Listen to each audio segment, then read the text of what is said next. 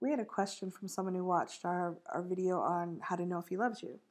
They want to know, why is it so hard to ask, and how can you get better at it? And why do people make a war out of who says it first? I'm Reid from readaboutsex.com, and this video is so important, I shaved and I put on a nice shirt.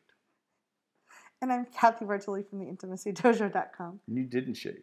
I didn't shave my face. Yes. Whoa! Okay, back to the question before we get distracted. Cathy Vartuli from theintimacydojo.com. What do you think? I think it's there's a vulnerability when we say "I love you" to someone.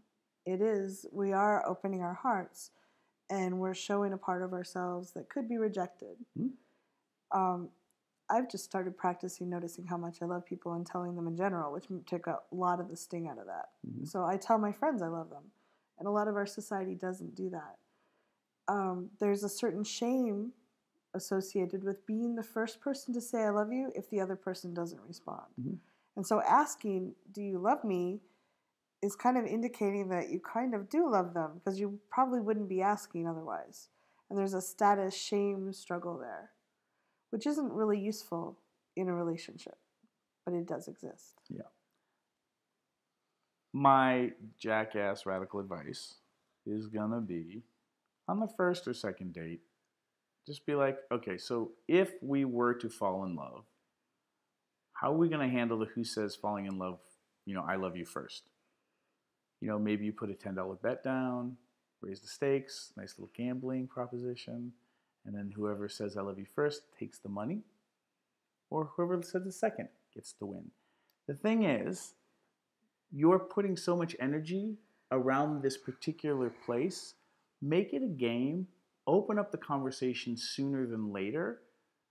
If you scare somebody away because you have a conversation about how we're going to handle the I love you thing, the saying it thing, if we ever felt like, I get most dating coaches would be like, you never open up a conversation like that. No. I'm going to tell you, you want to scare those people away. What you want is that person is like, oh, sounds fun. How are we going to do this? Like $10? No way. I'm putting 20 down. I'm going to win.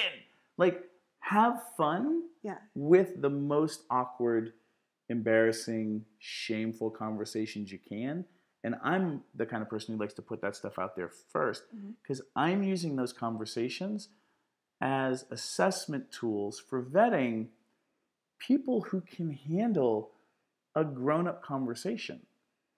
Because if you guys are running around worried about who's saying I love you to whom first, now if you're watching this video and you're like 15 years old, I'll cut you a lot of slack. Okay? Because if you're a teenager, that's a whole other thing. But if you're I'll give you from like teen to college. If you're a grad student and this is going on now, or even whether you went to college or not, if you're grown up, what are you doing? You're giving people all this power, or not even people, culture. Yeah. Let it go. I think part of this stems from the belief that and I've heard a lot of people say this, that in every relationship there's one person that wants the other person more and the other person who has more power. And while that can happen, for me there's a lot of ebb and flow. Even in my friendships, there's days I really don't want to have anything to do with them, and days I really care about them. And there's going to be... Some days you do the same thing back and forth. Yes. Yeah. So realizing that the relationship isn't stagnant, there isn't a status with, if you said I love you first, that you're stuck forever in the bottom tier where you have to chase the other person. Yeah. That can take some of the sting out of it.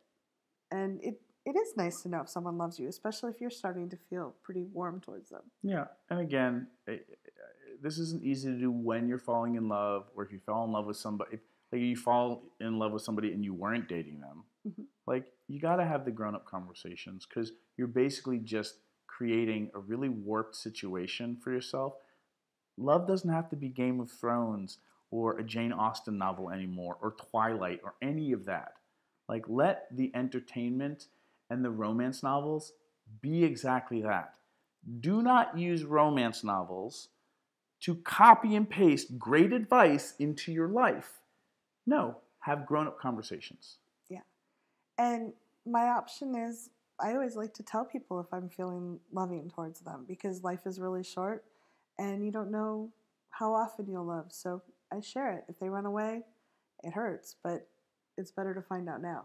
Yeah. Then have a relationship that starts off strong and then ends horribly because you didn't vet the person. Yeah. Again, radical advice, I know, but I did the math. I think this works out better for most people, but you still have to be a grown up. And wouldn't you like to be in a relationship with a grown up too? Absolutely. Comments below. Difficult question. Thanks so much for asking. Bye.